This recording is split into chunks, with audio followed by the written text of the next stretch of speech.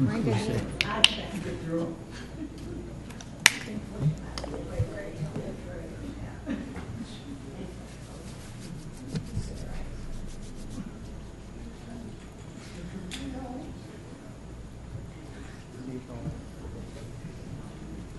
You all I set? didn't bring this file with me. I mean, I know it off the top of my head. Yeah, Terry, you all set? I know it. Jimmy, Debbie, know. all set?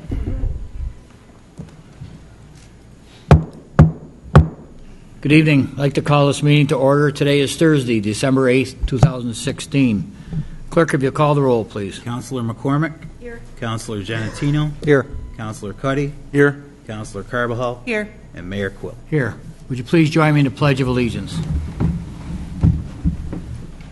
I pledge allegiance to the flag of the United States of America and to the republic for which it stands, one nation, under God, indivisible, with liberty and justice for all.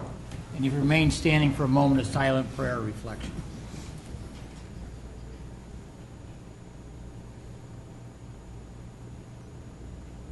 Thank you. Please be seated.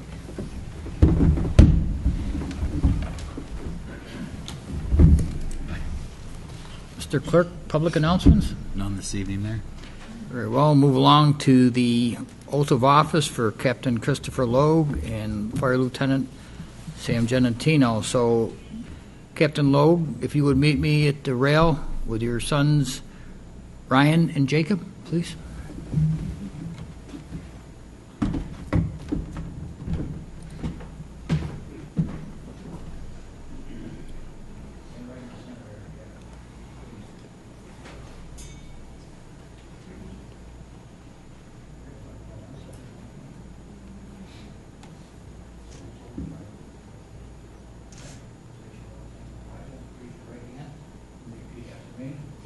I state your name.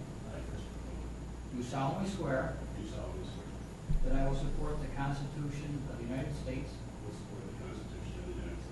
the Constitution of the State of New York, and the Charter of the City of Auburn, and that I will faithfully discharge the duties of the office of Fire Captain. Okay, we have according to the best of my ability.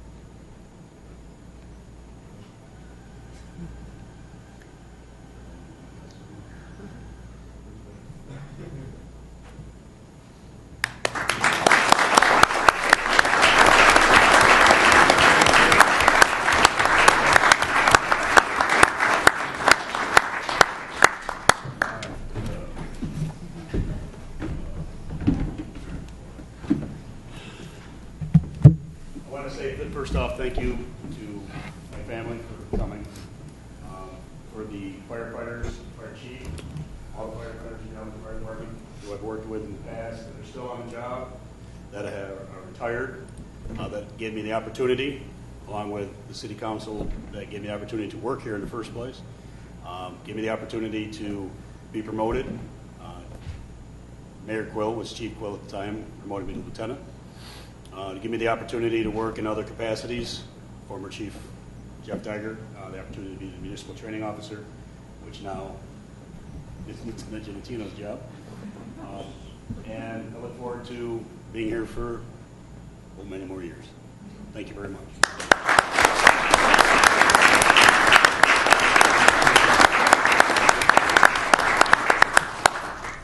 Next, we'll do the swearing in for Fire Lieutenant Sam Giannettino, and his uncle, Jim Giannettino, will be doing the swearing in.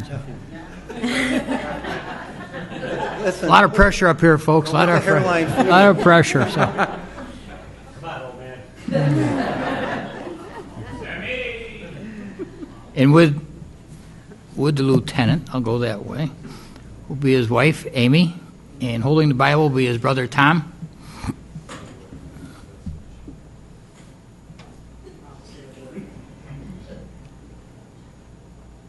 Please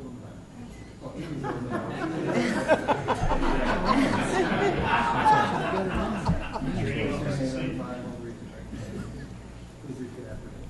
I state your name. I, James Giannettino, Do solemnly swear do solemnly swear that I will support the Constitution of the United States, that I will support the Constitution of the United States, the Constitution of the State of New York, the Constitution of the State of New York, and the Charter of the City of Auburn, and the Charter of the City of Auburn, and I will faithfully discharge and I will faithfully discharge the duties of the office of the duties of the office of First Lieutenant according to the best of my ability. according to the best of my ability. Congratulations. Thank you.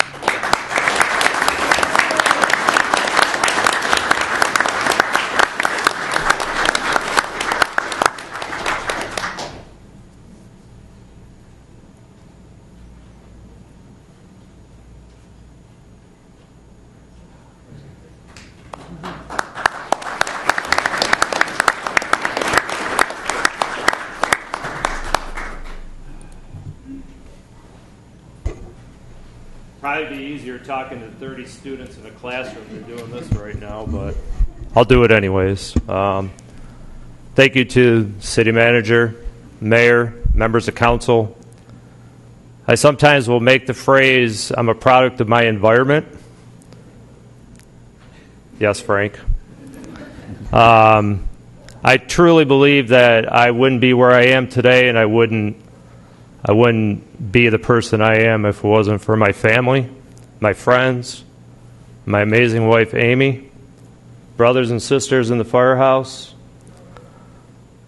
and most of all this community that I've dedicated myself to and I live for, in a city that I call home for 17 years and hopefully many more. Thank you.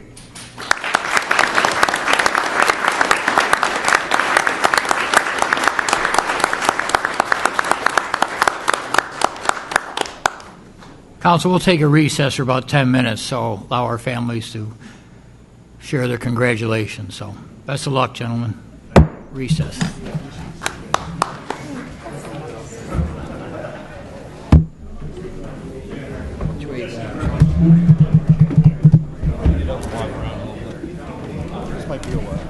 Oh, really? Great. All right. Huh? Meeting in general. Yeah. Yeah, that was short. How are you, Debbie? What's going on? Are you going on that?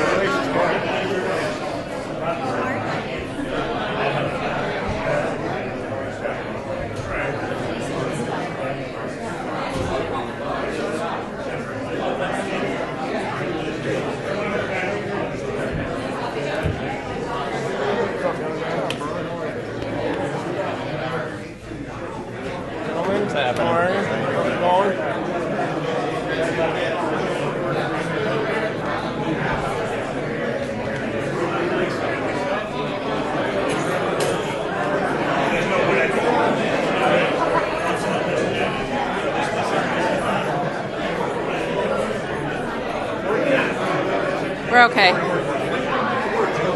Just okay.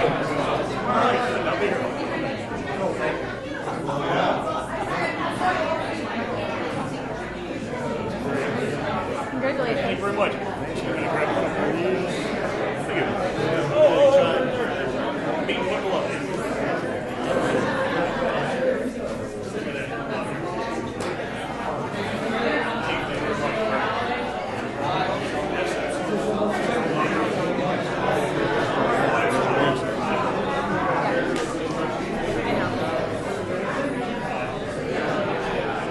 Could be worse, I guess.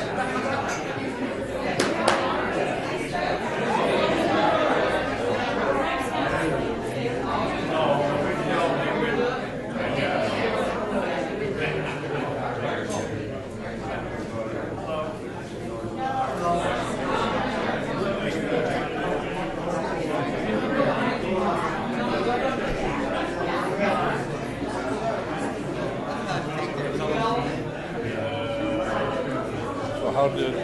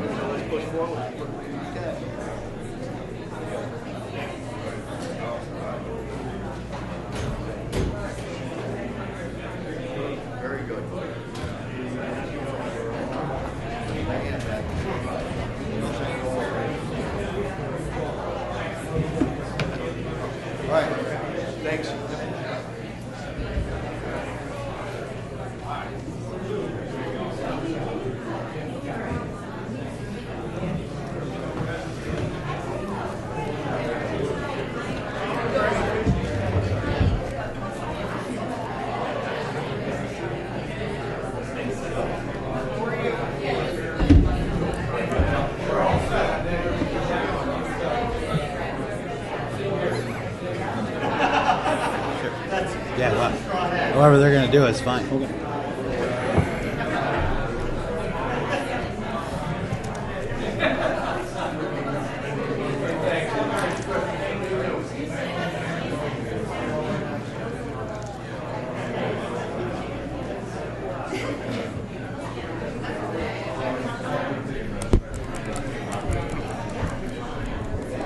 Once they close those doors, you can't leave.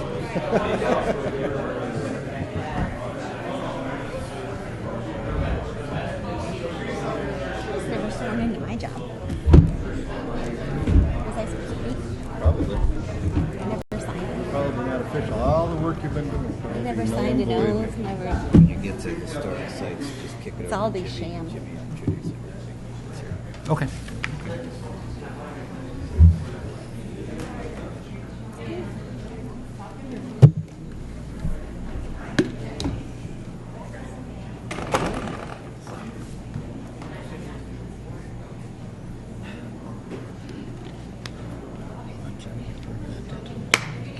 At the end, we'll do it at the end. Wherever, Whatever you do. whichever one you want. All set, council. I'd like to call us back into session, and we will move along to the public to be heard. At this point in time, we will open the public to be heard portion of the council meeting. Residents are asked to state their name and address for the record. Please keep your remarks to 3 minutes or less, and please observe commonly accepted rules of courtesy and decorum. Very well. At this time, is there anyone desiring to be heard? All the talkers walked out earlier, right? Very well. We'll close the public to be heard. Approval of the meeting minutes from November 22nd of this year. Do we have a sponsor? Councilor McCormick, second by Councilor Cuddy. Discussion in regards to the minutes? Please call the roll. Councilor McCormick. Aye. Councilor Giannettino. I was absent that week, so I'll abstain. Councilor Cuddy. Yes. Councilor Carabajal. Yes. And Mayor Quill. Aye. Here. Council, the meeting minutes from December 1st will be on next week's agenda. City Manager's report. Thank you, Mayor, Council. I've got several items here which may take a little bit of time to get through. So, first one is at the request of Councilor Giannettino last week, the Comptroller and Treasurer are putting together a presentation on delinquent properties and the various steps the city takes to deal with those, including what efforts are made to help property owners avoid delinquency. We're planning on a council meeting presentation sometime mid-January, just so that you're aware that that is in progress. Related to council goal setting sessions, I've been in contact with the Maxwell School and have a meeting with some representatives from the Maxwell School on December 20th to work out some details for facilitation of that.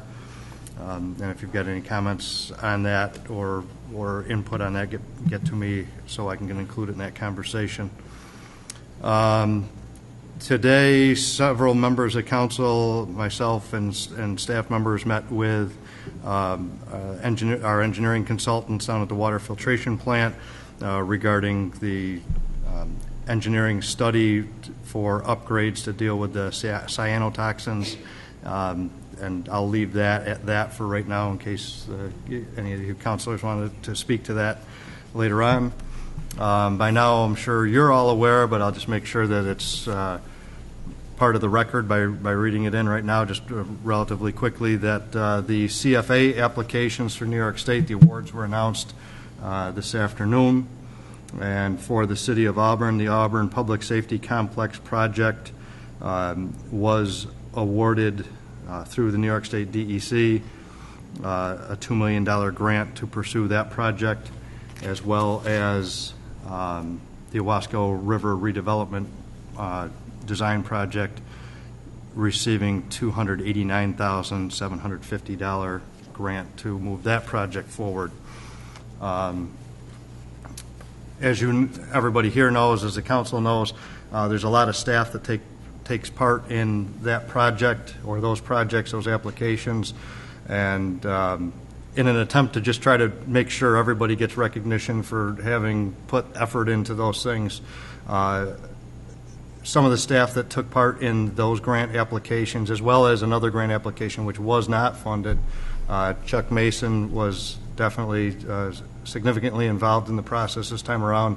Jenny Haynes from our planning department, Mike Talbot from the DPW, Bill Lupian from engineering, Seth Jensen from municipal utilities, Stephen Selvik, Christina Selvik, who both do a tremendous amount of work in the planning office to put together these grants. Tim O'Brien and Mark Storrs from the wastewater treatment plant, Laura Wills, the comptroller, and Tiffany Beebe, Renee Jensen from the planning department, and Mark Odjawowski from the engineering department. And I was asked to make sure that we didn't forget Leanne Anthony, who is the intern in the planning office, who, if you didn't realize, actually did a lot of background work for these grant applications this summer when this flurry of activity was going on. So just wanted to make sure people get recognized for that. The next thing on my list is, with the holidays coming up, we just wanted to make sure that what council's intentions were for the remaining meetings in the month of December.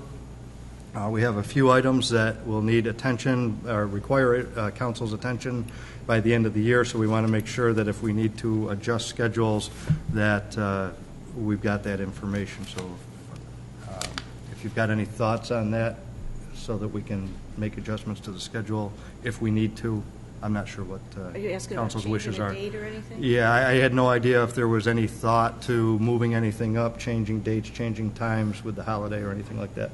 Just want to confirm. I'll go out on a limb and eliminate the last meeting of December if that's agreeable to council, and if staff can adjust the schedule. But that's a group decision. That's my thought. So I'm okay as long as it doesn't, if there's anything you have that has to be done, voted on. But we've got the 8th. No, this is the 8th, 15th, and the 22nd. Right. The 22nd doesn't conflict with anything, I don't think. as far as The holidays. So we already eliminated the 29th? No. That's the meeting we're talking about eliminating. or Right, we only moving have to the meet schedule. four times? Right. Okay.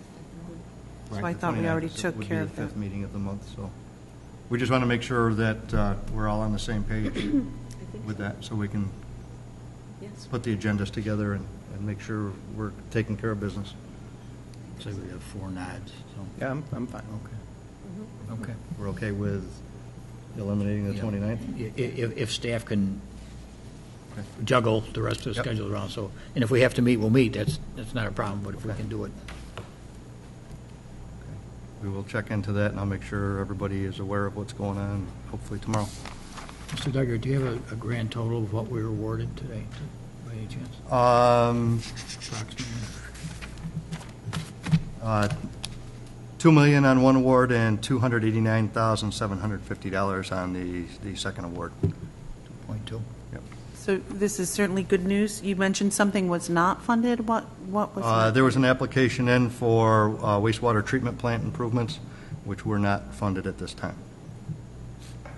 And I don't have all the details in front of me, but what I announced were City of Auburn applications. There were also some other applications that were funded that are projects within the city of Auburn whose grant applications were submitted by other organizations, as well as some other projects in the immediate community area. Sure, I'll take that. I'll take that. Any help I can get. So there's bound to be a lot of work happening in the next couple of years around here, so that's a good thing. The last thing I have is that the city has been put on notice by the New York State Department of Transportation that a recent inspection of the North Division Street Bridge has resulted in a red structural flag being issued for the bridge. This designation requires immediate action to correct the specified deficiency. As you know, the bridge is slated for a total replacement in the fall of 2017. At this time, the full cost of the replacement is expected to be recouped through a combination of state and federal funds. Staff was hopeful that the bridge could remain in service until the replacement, which is subject to a schedule that is dependent upon a process established by the state DOT. However, again, we're required now by the New York State DOT to address the red structural flag situation. That can happen a couple of different ways. We can perform repairs that are approved by the state DOT, temporary repairs to the bridge, or we could close the bridge.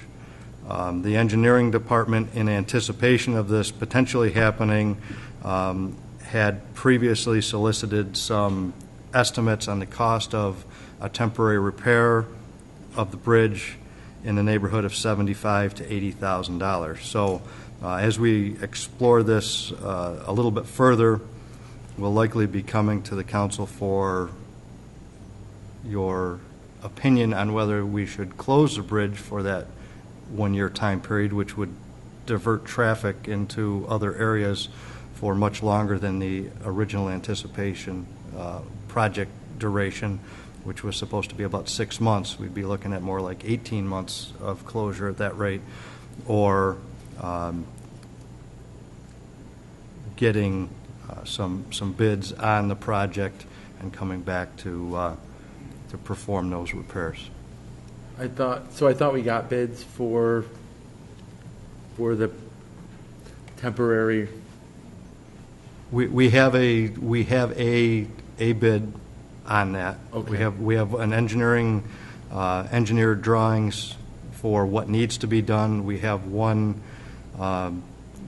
firm's bid on what it would cost, which is where we're coming up with this number, $75,000 to $80,000 to do the repair, and we will reach out to other contractors as well.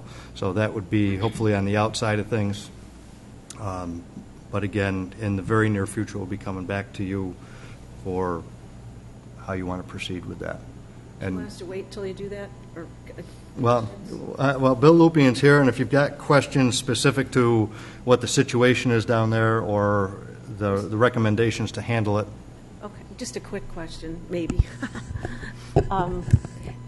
If we did the repairs, the total construction will, it's kind of like we'll spend $75,000, and then it's kind of not wasted, but the total reconstruction will fix everything, right? That's correct. We're going to take the bridge out and put a brand new one in.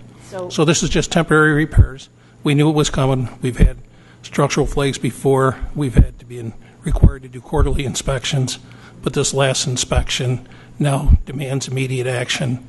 We've posted the bridge to 5 tons, and we need to do these repairs and hire somebody within 45 days. And we already had one bid, and this afternoon we reached out to 4 other firms. We'll have asking for quick quotes back, and hope to have something in front of you for next Thursday. So the other question is, closing the bridge, would that speed up the process? No. Okay. It would just, interfere with everybody that goes across the bridge, and then we'd have all those truckers going over either Aurelius Avenue or over Washington Street, but each one of those goes into residential areas. The North Division Street is really critical for everybody on the northwest side of the city. We're also probably talking about we would probably interfere with all the baseball season, everybody that's going to McQuay, landfill operations, and all the businesses up and down North Division Street. I mean, it'd be a serious impact if we close that bridge. In fact, The bridge is going to be closed for a period of time anyway. but it'll be a short period of time. What's We're the going to, short period? well, we're trying to shoot for 2.5 to 4 months, on the outside 6 months. And that's for the permanent reconstruction. That's correct. That's going to take the old bridge down, put the new up. We'll do we'll do as much construction before we tear the old bridge down completely, and as soon as we're done, we'll have all the steel, all the stuff ready to start erecting it immediately thereafter. Will We're the going to bridge try to shorten that duration that the bridge is down to the very, very minimum. Will the bridge have to be closed at all for the temporary? No. It's all the work's going to be done underneath. All we're going to have to do is just lower the water flow so that they're not working in high river flow. Do we have any traffic numbers? I mean, I know that it's a busy intersection, it's a busy bridge, but do we have any concrete numbers? Well, Any traffic studies? And I know. Hold on, in anticipation of the upcoming project, have we done any traffic studies? Yes, I mean, there was, yes. And in fact, I think we had one of our consultants here saying that over the duration of the bridge, if we had to close it immediately, it was like it would cost maybe a half a cent for every vehicle to want to cross it to keep it open as versus closing it for what we would save if we had to close it immediately. Because you're probably talking a minimum of probably 7 to 10,000 vehicles going across that bridge every single day, and there's a lot of trucks. So They did the proposals. I think each firm did an analysis of the traffic, didn't they? that's required as part of the state process, right?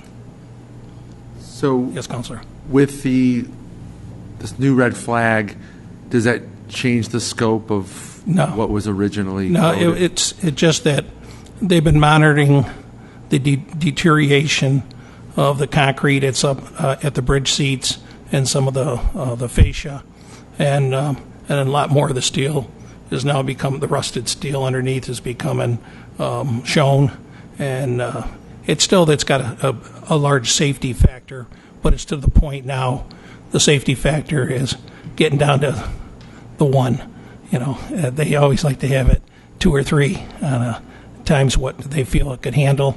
We're getting down to where immediate action needs to be done just to brace it up a little bit, and that will be more than sufficient to keep that bridge open until we're ready to tear it down later in 2017.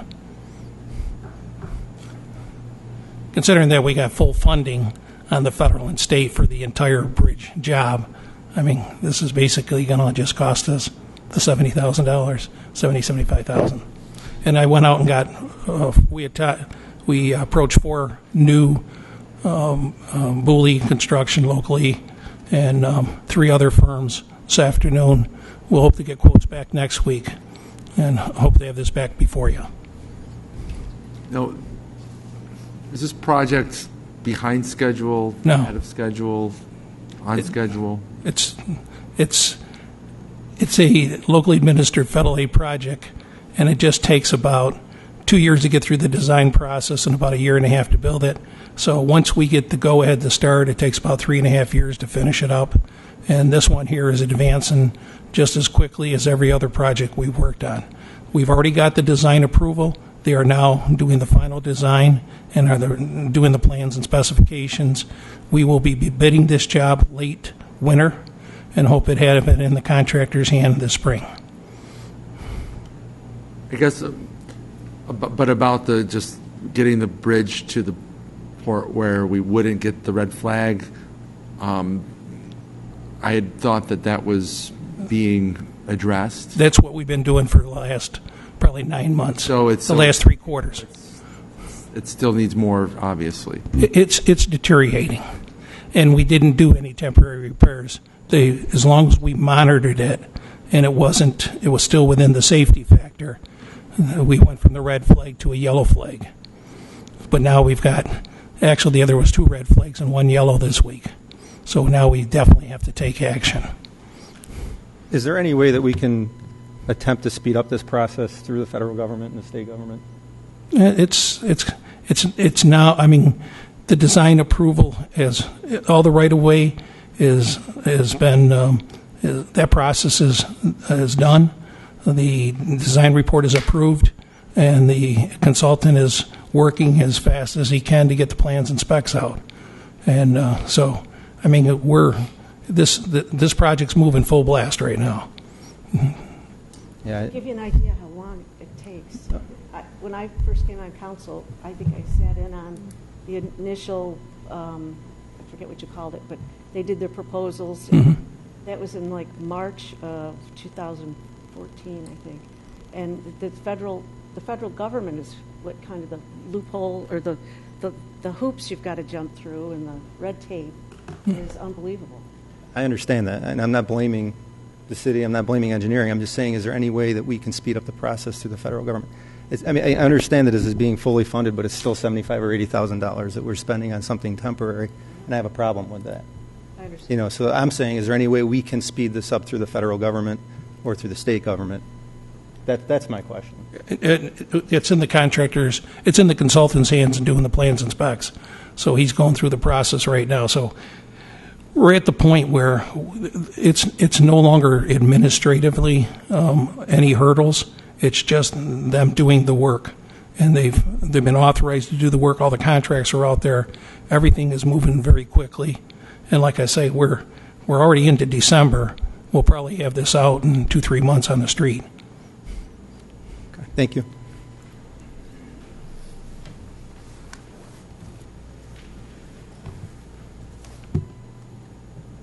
That's all I got. You all set? I guess so. That's all. So you saved the best for last, and you just toss it out there and back off. Okay, very good. Reports from members of council. Counselor. I guess I'm doubling up on the city managers, but I just want to say that Councilor Carabajal and I met this weekend to go over strategic planning, kind of the process, and as the city manager indicated, he's reached out to Maxwell School, and as far as the procedure has been agreed upon. We're selecting dates in January, February, March. Coordinating our schedules, and based on that, we'll set up some dates and go from there. But it was a good meeting, and we're just getting ready to nail down some dates. Counselor, at your desk there is a date with the proposed dates by yourself and Councilor Carabajal? Yes. So those are there was a survey completed by all the members of council. Yes. I believe Mr. Dygert also. So whatever we can work out. So. And we should respond by email how we can proceed from there. Or whatever, as long as you're aware of the dates that were somewhat agreeable. So. Yes. Okay. Council. Monday evening, I attended a community discussion at Auburn Public Theater.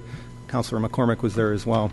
The discussion was focused on Ava DuVernay's documentary, 13th. It was shown in APT Cinema over the weekend. And the people in attendance had all seen it, and we had a nice discussion around it. We discussed in what ways the film's major themes were relevant in our community, and we also discussed,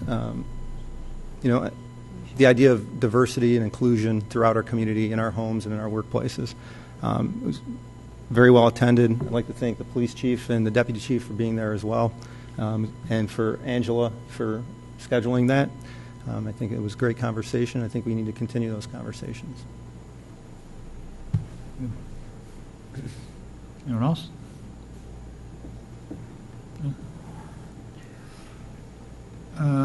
Historic Sites Commission. Councilor Giannettino, would you care to do the intro in regards to this, please? Sure. I'd be happy to. As you know, I'm the council representative to the Historic and Cultural Sites Commission in the city of Auburn. We meet every other month, so 6 times a year. We split those meetings throughout all the historic and cultural sites. I want to read what the mission of the commission is. The mission of Auburn's Historic and Cultural Sites Commission is to support its designated organizations to achieve their missions through collaborative marketing, programming, and tourism strategies. The vision of the commission is to position Auburn as the destination of choice in the Finger Lakes through support and promotion of its history and culture. Several of the members are here tonight. Jillian Sears, Maxine Albarisi, Donna Lamb, Eileen McHugh, Meg Vanek, Angela Dadabo. I don't think I missed anybody today. And I believe that Maxine's going to speak about the commission and what we've done this year.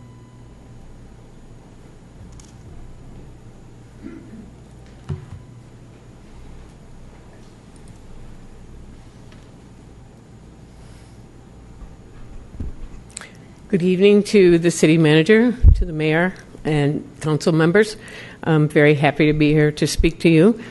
Approximately 16 years ago, the City Council set up the Historic and Cultural Sites Commission and charged them with the mission that he just read to you. Okay, I have been a part of the commission in some role or another ever since its inception, and I'm here this evening to give you some highlights of 2016.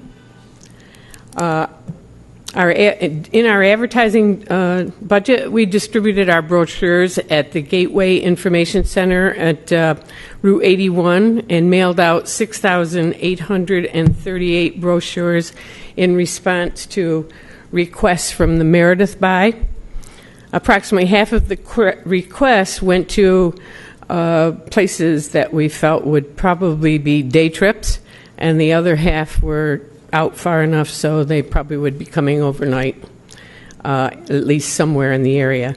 We also spend money with NPR and WRVO's Summer Destination Program, which we've had a number of comments coming back in that people have heard those. The Commission is investigating ways to increase our online presence in the future, so we're working on that. Our Passport to History program was started a number 10, 12 years ago anyway. Eileen started it, and it was for fourth grade students because they study local history and to get them into the sites.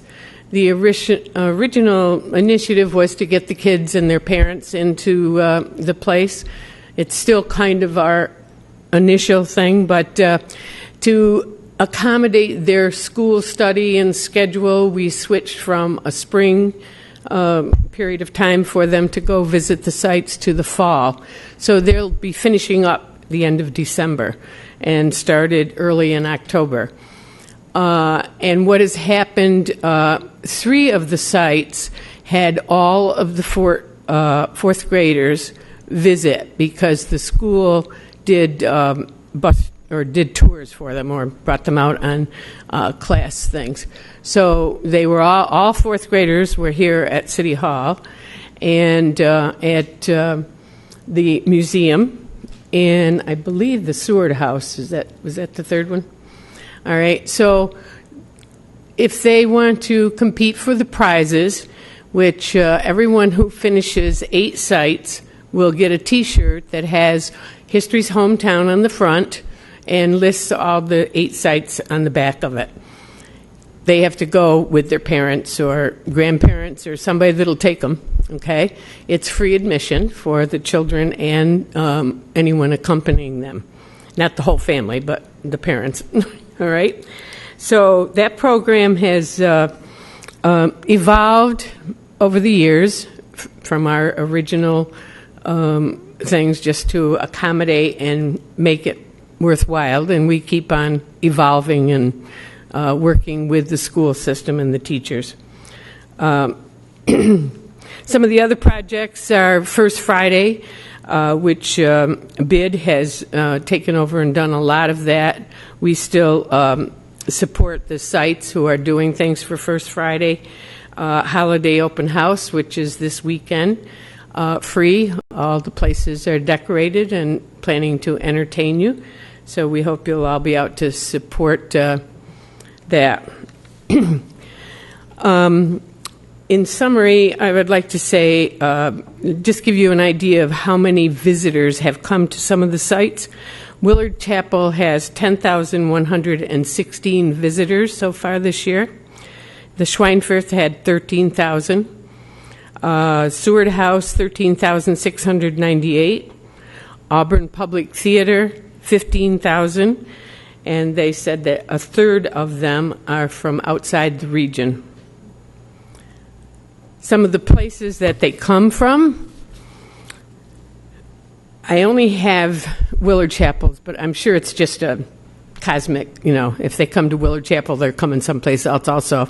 There were 39 states represented at Willard Chapel this year. Alabama, Texas, Arizona, California, Delaware, I'm not really going to read them all, Florida, Georgia, Hawaii, Illinois, Kansas, Kentucky, Maine, Maryland, Massachusetts, Nebraska, all over. So then we had visitors from 12 countries: Australia, Brazil, Canada, Colombia, Ecuador, England, France, Germany, Italy, Ireland, Russia, and Trinidad. So they are visiting us, and where they're finding out about us, we're not totally sure, but we know that everything that we put out there is read by somebody, and they're coming around.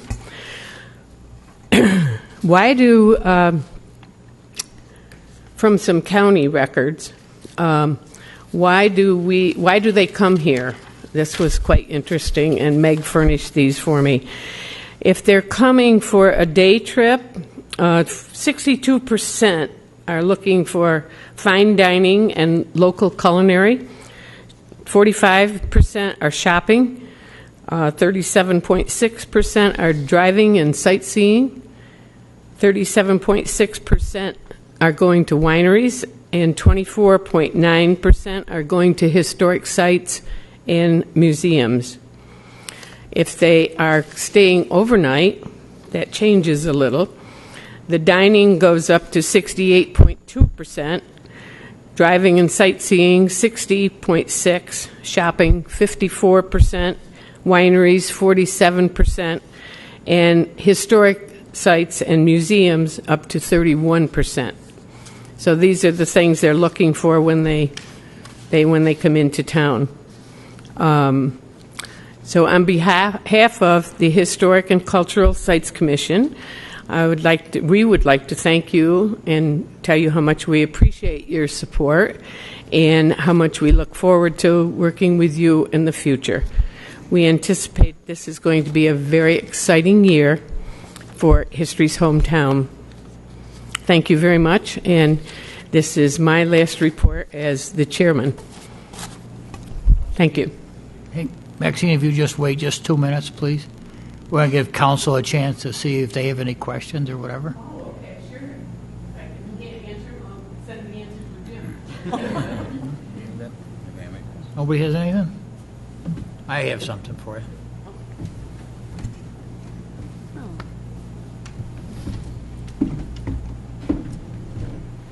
You're like myself, Maxine. You ought to say your piece and get out of there. Yes. This is for you. Oh, thank you. City and everyone involved for all your hard work. Well, thank you. That is beautiful. Congratulations. Thank you.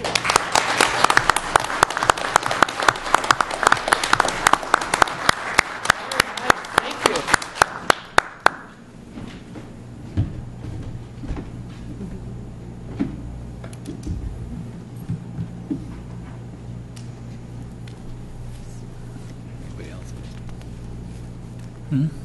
I believe that Eileen McHugh from the Keegan Museum wanted to say a few words as well.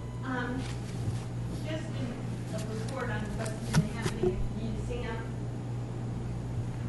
We have just under 9,000 visitors so far this year.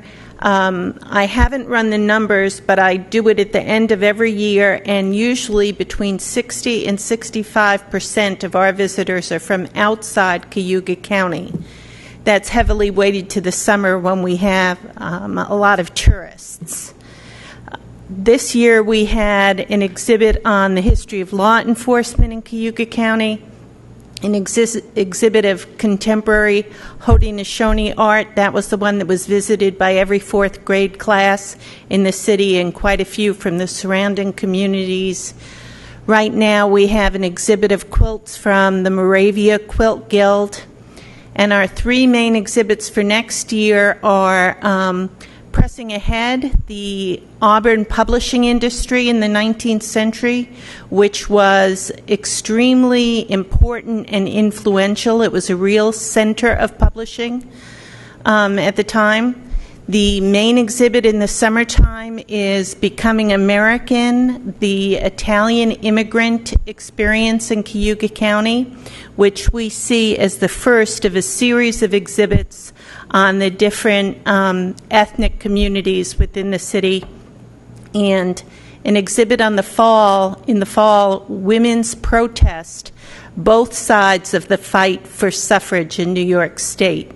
Women's Protest was the name of a very well-supported and popular anti-suffrage magazine in the early 1900s. So that's what we've been doing, that's what we have coming, and I hope you all come down to see what's going on at the museum. Thank you. Any questions from anyone? Donna Lamb from the Schweinfurth Art Center would like to say a few words as well.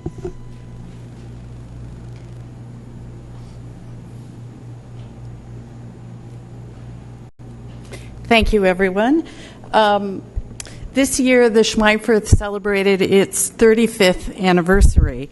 The Art Center opened in 1981 thanks to a bequest from Julius Schweinfurth, and we honored his memory this year with several anniversary celebrations. We continue to offer diverse exhibits that cover everything from children's art to cutting-edge video installations. Our programs serve youth and adults. In 2016, we presented 21 exhibits, providing opportunities for 339 local, national, and international artists to exhibit or teach with us. Just this year, our exhibits have included artists from 37 states and 6 foreign countries. And in addition, we provided opportunities to over 1,000 young artists alone in our Both Ends of the Rainbow exhibition, which will be opening again at the end of January. Approximately 450 youth and adults took an art class or a workshop with us. We know that many of the people who attend our exhibits travel from out of town. Just as an example, we had visitors from Australia and France who came specifically to Auburn last summer to see the exhibit we had on international fiber art. Participants in just 4 of our workshops, we offer we bring in nationally known artists several times a year for workshops. In just 4 of those workshops this year, we know we accounted for at least 134 room nights, and we're planning to do more workshops next year. So these workshops with national artists are bringing people in from out of state. Artists attending the opening of our current Quilt Equals Art Equals Quilt exhibit were responsible for at least 30 room nights the night of our opening. So I think that's just a little snapshot of the kind of impact that not only the Schweinfurth programs have, but all of the other historic sites in terms of attracting outside visitors. For those of you who've not been to the Art Center recently, I would encourage you to visit, of course. Exhibits change approximately every 6 to 8 weeks. We have a great gift shop, lots of wonderful stocking stuffers if you're running out of time to shop. And we have a wide array of programs, including classes in our new pottery studio and sewing studio. Of course, our current exhibit is Quilt Equals Art Equals Quilt. We're nationally known for this exhibition. But for those of you who don't care for contemporary quilts, we now have a new gallery on the second floor where we're featuring historic American quilts. So there really is something for everyone. So I invite you all to please come down and see the quilt show on Sunday during a holiday open house. Thank you. Thank you.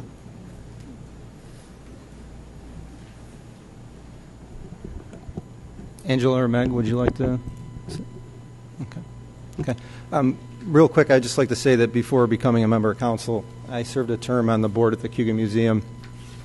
So when the opportunity came to be the council representative of the Historic Sites Commission, I was excited to have that opportunity. I know how important the sites are to us. I know that all the sites are a labor of love, and at times there are struggles, and it takes a lot of work to keep them functioning and moving forward, and I think we all appreciate that work that is done and the commitment that everybody makes to their sites and to the commission as a whole, so thank you.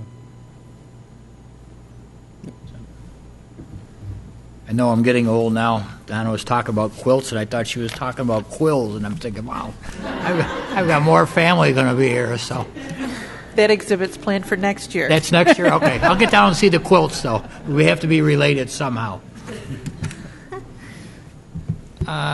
Next on the agenda is parking fee presentation for the parking garage by Stephanie DeVito, who is the Executive Director of the Business Improvement District.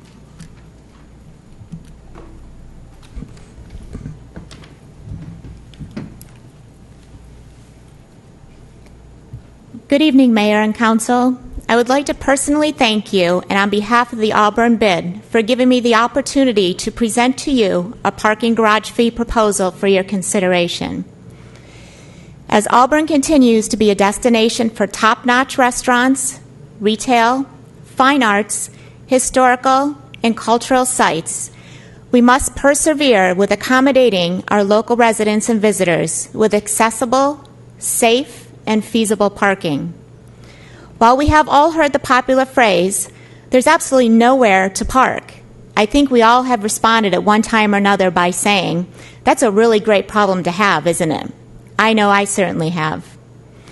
With that being said, we are fortunate to have a parking garage with 426 spaces that is more than suitable to accommodate our patrons. Currently, at this time, the parking garage is underutilized with a 50% or less occupancy rate. In my mind and communications with local patrons, businesses, and property owners, the idea of the parking garage doesn't even enter into their minds for many reasons. One in particular is the unawareness of what the parking garage actually has to offer. Also, the availability of citywide parking lots. The other reason being habit forming, needing a mindset change to choose the garage over on-street parking. A parking committee was formed in August consisting of the Auburn Police Department, city representatives, bid board members, as well as community members to help address concerns in the facilitation of parking in designated city lots. So I have taken on the task of educating businesses, property owners, and patrons on why, by principle and cost alone, that it would be smart and productive to facilitate all their employees and patrons into the parking garage. I have to say, my success rate thus far has been just about 90% in generating more movement from on-street parking to either the parking lots or the parking garage. The support and the cooperation has been great and responsive. I can't stress enough how I believe that by creating education, awareness, and a positive incentive, it will result in a more optimistic point of view of parking in our downtown. So with all that being said, I would like to share data with you that Comptroller Laura Wills has provided me with, and that is the parking garage hourly parking generates $20,559.75, or on average with 261 working days, $78.77. The biggest source of revenue in the parking garage are the long-term permits, and the long-term permits over the whole city are $90,500. The biggest source of parking revenues overall are on-street parking meters, which is currently $1 per hour. So this brings me to my proposal. I am proposing that the first hour in the parking garage be free of charge, 75 cents per hour thereafter, with a $6 cap per day, with a 6-month trial basis. With my proposal, this will not have a negative revenue impact. It can only be positive. So let's take a look at this. So we have 426 possible spaces, included metered spaces.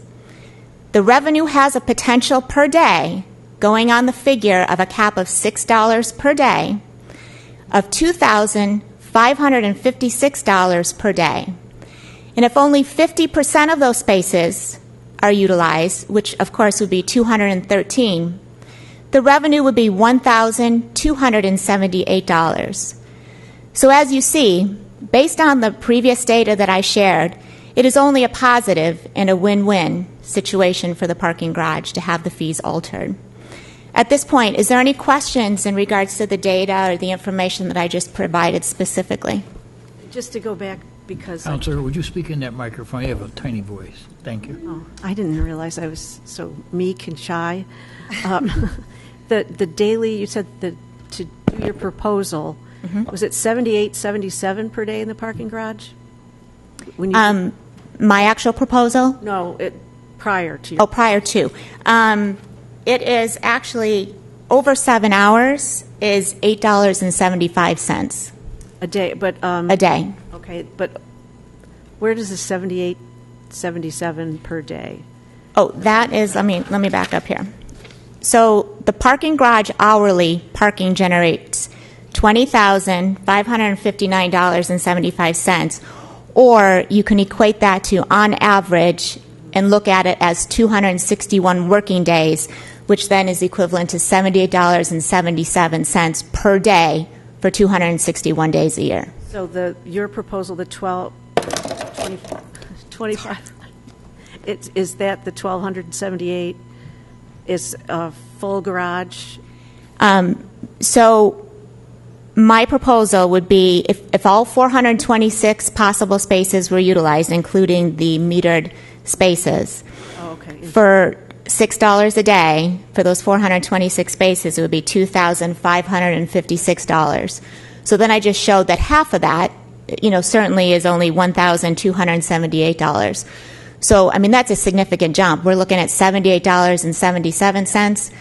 At worst case scenario, it would be just shy of $1,300. That's what I was, because I wrote it down. I thought that's an awful lot. I must have wrote it down wrong. That's great. Terry.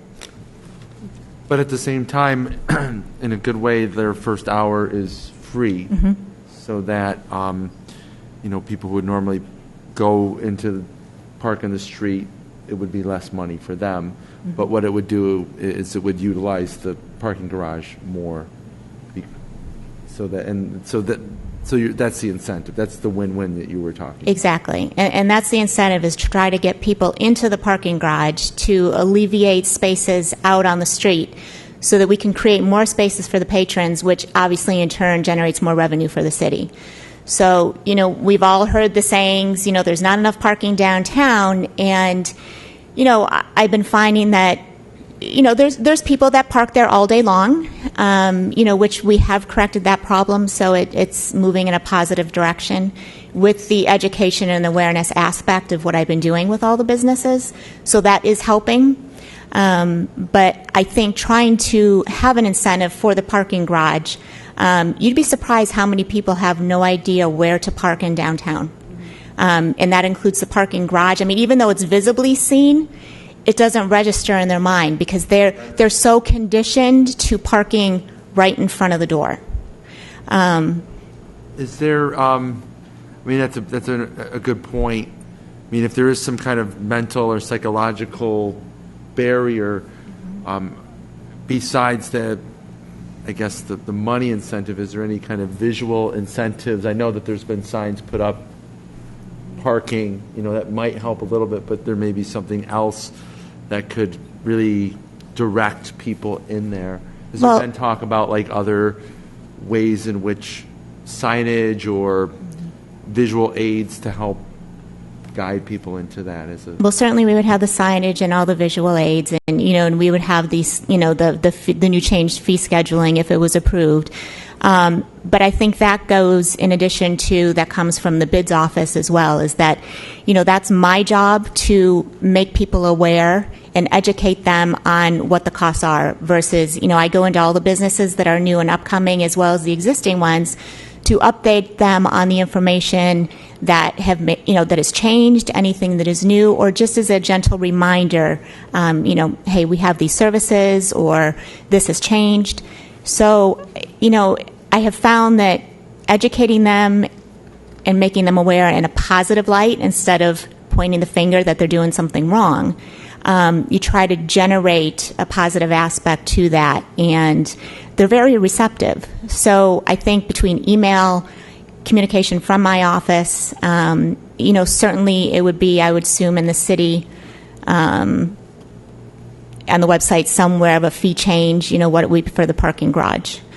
So I don't see a problem with getting out the word that there would be a change. Councilor, I would hope as part of the visitor center that would be addressed in the planning stages of that, the signage. Yes, just exactly that. Oh, yeah, I was just being in general. No, I realize that, but if we went with this, or regardless if we went with it, we do need better signage or whatever, and most people do not know what the building is there for. Mm-hmm. So. I just spoke with someone the other day, and I kind of did my whole welcome wagon type of spiel to them, and when I left, they said to me, "You know what? We would have had no idea where to park or where to go if you wouldn't have come down here and told me all the information." So again, I go back to, if they're not aware and they don't know the information, we can't expect them to do anything different. I just think it's really important. Yeah, Jimmy. One of the concerns I hear often, and I think the rest of us do too, is how safe is the parking garage? And I know Chief is here and Officer Gilfus. Mm-hmm. Maybe one of you could kind of go over how often it's patrolled, what safety measures are there. Sure. I see Greg Mason's here. He did a story yesterday in the Citizen. It touched on that point. So I did a real quick check of our statistics, and in our not so busy shift, the midnight shift, where you kind of get that kind of activity. Obviously, the parking garage is not utilized, but it's part of their patrols. It's part of everybody's patrol when they get time. But so far this year, we've had, I believe, 77 calls for service at that address of the parking garage. Roughly 45 of those are property checks per se, specifically for that, where the officer actually self-initiated a drive-through there and just to account for their time. A majority of what we see there are criminal mischief or graffiti to the building structure itself. It is monitored by city-owned security cameras in the stairwells and at the top level. And during the day, obviously, business times, there is staff there as well. So overall, like I told Greg, I would have no problem with my family, my daughter parking her car there and walking. I don't think it's well lit. It's in the center of town. I don't think there's really a safety concern per se. Just vigilance as parking on the street.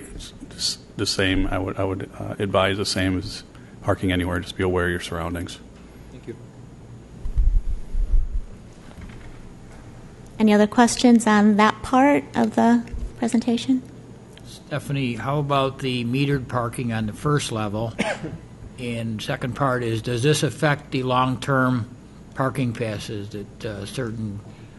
No, it does not affect the long-term parking passes at this point. It would just be people entering in the parking garage, pulling a ticket, and that doesn't have an existing pass. And how about the metered parking on the ground level? The metered, that is all included in the spaces, so I believe that's included in the 426 spaces. Laura, would you know if that would be included or not? I would want to verify that with the treasurer's office staff. Okay. I'm not sure if I believe that the $20,000 is the revenue collected by the fee collectors for people who are actually going up in the garage, but I'd like to verify that. Okay. The problem with that is it's not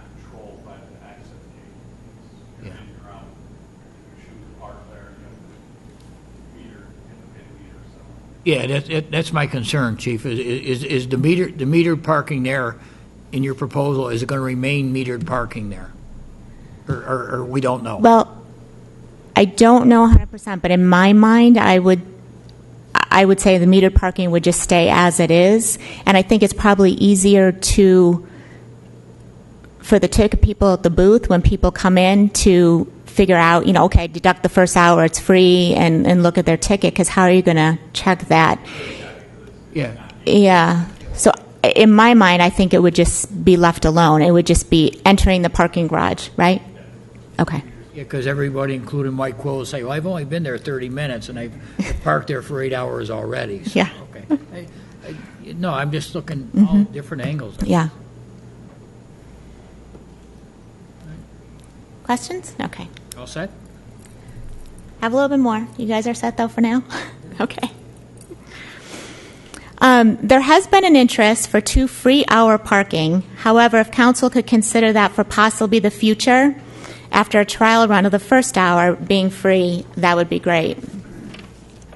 So with mayor and council's consideration and approval of the amended fee schedule, it would make the parking garage less expensive than on-street parking, which I believe creates a very positive incentive. As I mentioned, currently on-street parking is $1 per hour, which, as you look into the garage, the first hour would be free, and then it's 75 cents thereafter. So you're already a quarter cheaper per hour, but your first hour is free.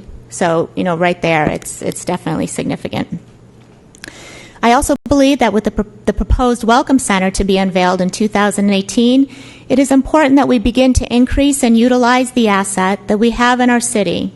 Auburn is fortunate to have a parking garage in the heart of downtown where everything is walkable within just a few blocks. Auburn is a growing destination with so much positive momentum to look forward to now and in our future. Let's all work together to create an even more prosperous, collaborative, and profitable community for our families and visitors to enjoy.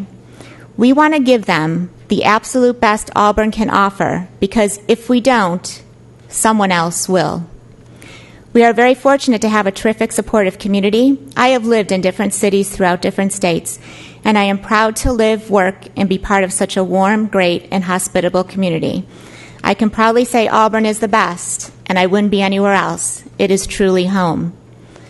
So in conclusion, I would like to again thank you for your time and consideration, and I'd also like to thank the mayor, city councilors, the city of Auburn, Laura Wills, the Parking Committee, Auburn Police Department, Chief Butler and Officer Gilfus, Mike Talbot, and DPW. Your support and collaboration with BID is truly appreciated and invaluable. Thank you. As I often say, many hands make great and successful work. And I will end by saying, with a quote that many of you have heard me say, it's a favorite of mine, from Mother Teresa. And that, it goes a little something like this. I can do things you cannot. You can do things I cannot. Together, we can do great things. Thank you. Thank you, Stephanie.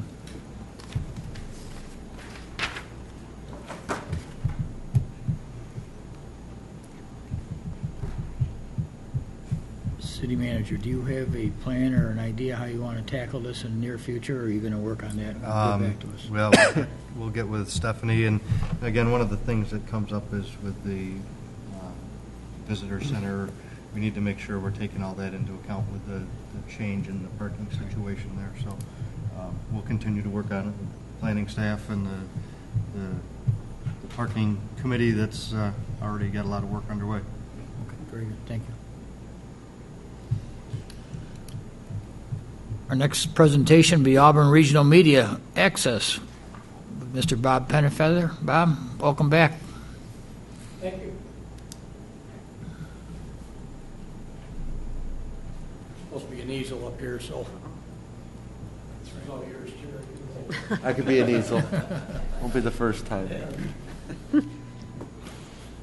Good evening.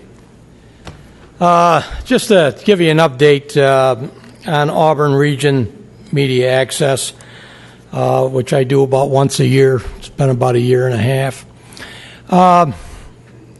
We started in 2004, and It started with a negotiation about a contract and renegotiation of contract with Adelphia. For the ones that weren't familiar, how this whole ball got started downhill. And that evolved into Adelphia having their issues, went to Time Warner, negotiations, and then they had problems and issues, and then they came into a Verizon, and that kept delaying things. So what was supposed to be about 6 months to a year has now been, 12 years. So that's the way I look the way I do. Terry can relate. But I'm very proud to say that Auburn has their own TV station. I'm listening to everything going on here today or tonight, and there's a lot that they can do to put on at no charge to notify the public and educate the public, whether it's parking, whether it's the museums, any other issues the city might have, excuse me, is available as we sit here today. The public access is being fed on Verizon and Time Warner both. We have programs coming in all the time. So anybody that hasn't gone and take a look at the public access, I would strongly suggest you do and view. There's everything on it, from talking sports with Army King to plays that are being filmed.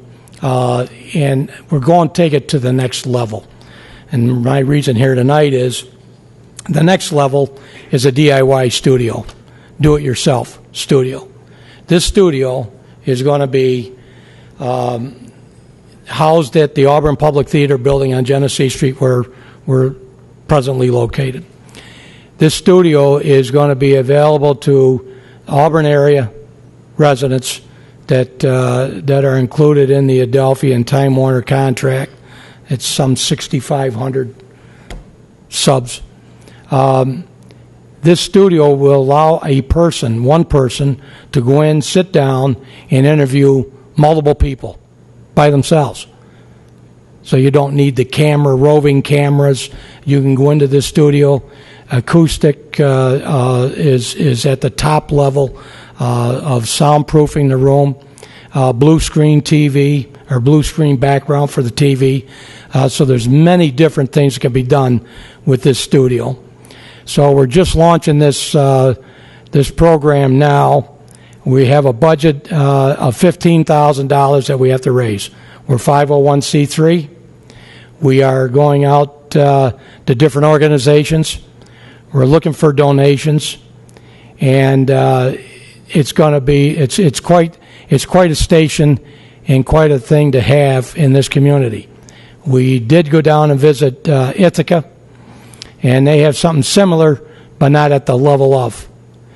Now, how this all got started is our board of directors are very well educated in the communication world. Steve Keeler, Director of Communications, is our vice president. I'm the president of the board of directors. And you have Pat Muchler as a teacher.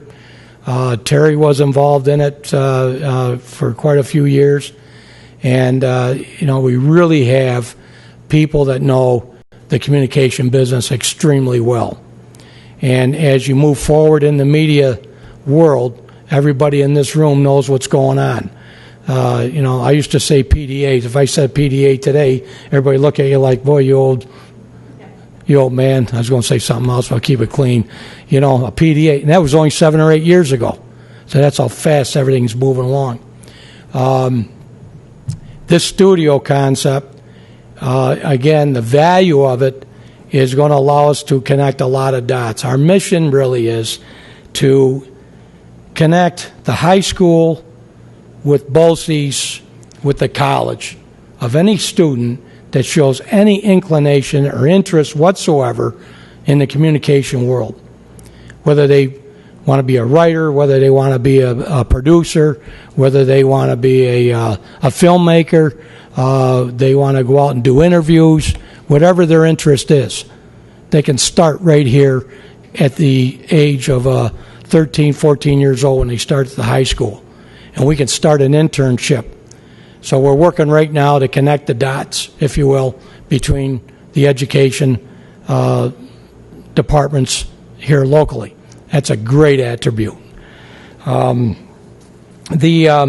benefits, what I'd like to see and what we'd like to see is to start setting up neighborhood reporters and let them go out in the neighborhood wherever they live, they being students, and record and interview, discuss, go to the studio, have meetings, and connect with the public on what's going on. Years ago, we used to call them the wards. Today we call them neighborhoods. If I say wards again, nobody's going to know what I mean on the younger generation. But when you dissect the area and you get reporters in each neighborhood, you're really feeding into educating students. And as they go from the high school or BOCES, they go to the college. From there, they can go to schools like SU or Cornell or Ithaca. I mean, they could be another Megan Kelly, could be another Al Roker. These people all came from central New York. Al Roker's from downstate, but he went to school in Oswego. But, the other thing is this also will allow to have a lot of conversation on issues, our watershed, our lake, our environment, what's going on here. The parking issue, that's a big issue now. From here, I listen to what's going on, and I hold my opinions, but, there is a parking issue in this town, and there's some great attributes I heard tonight. So things like that could be right on this studio, brought right up on the studio and broadcast right out to the public. And it could be half-hour shows or whatever.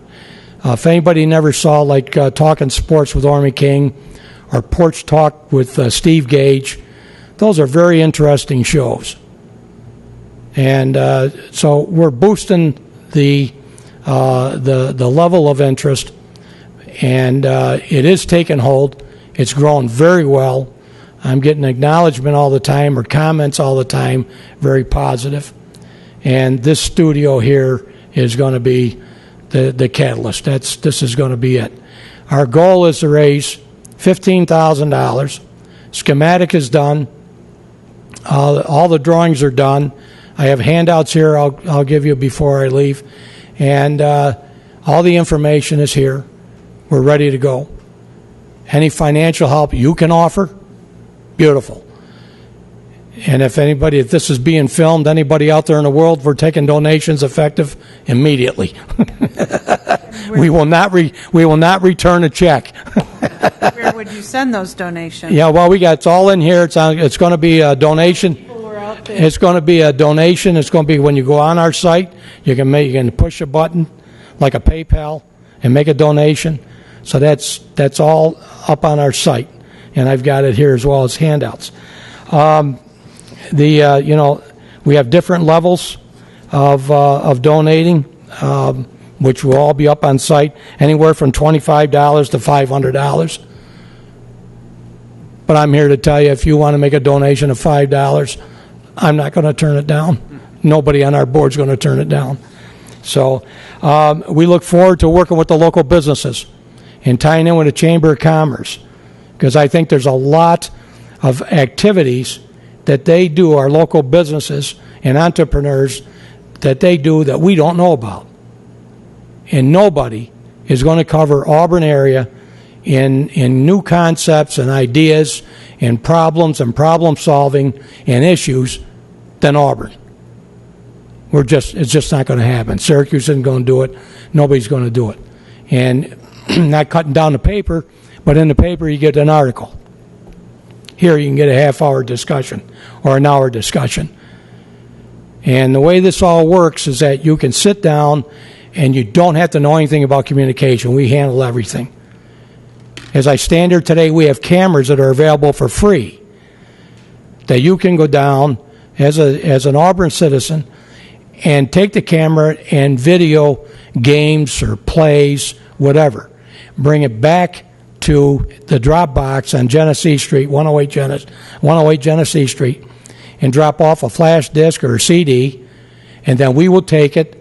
We have a managing director, which is Kathy Tripicano, and she'll schedule it. That's the way it works. And you don't have to be a professional in this business. You can go out and just do it. If you have to edit or if you want to know more about it, we can train you how to do that. I can't train you how to do that, but we have people that can train you. So, if I teach you how to do it, you're going to embarrass yourself. But it's really a great attribute for this area that I couldn't talk about 3 years ago. Auburn Regional Media Access, known as ARMA, is your local TV station. This was launched 3 years ago. And in 3 years on all volunteer work, we've come a long way. Thank you. Thank you, Bob. And the website address, if I remember correctly, is armatv.org. Is that correct? Yes. Okay. Yes, it is. So that they can... Yeah, it is. And all is on there. If you go to the site and you have any questions or issues, you can go right to the site and you'll see it. And the telephone numbers, the web, I didn't want to go on here for 45 minutes, but it's all right there. You can see it immediately. Or you can go on the website, or you can turn on the TV.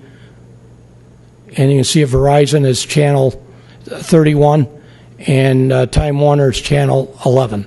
12. 98. And 98 as well. What, do you know something about this business? I want you to know that I've watched every episode of the Antique Car Show. Yeah, 3, 4, 5, 6, 7, 8. Great. I guess nobody's seen it. Once or twice. Once or twice.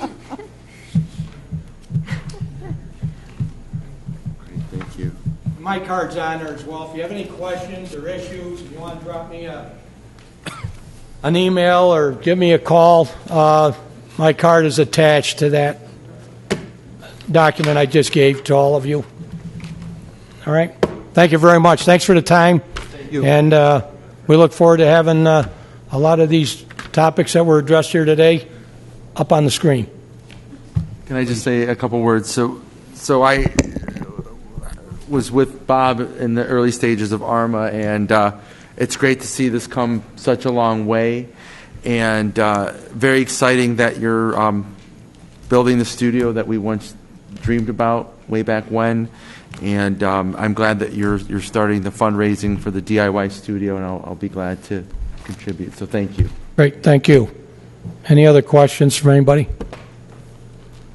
Thank you very much. Thank you, Bob.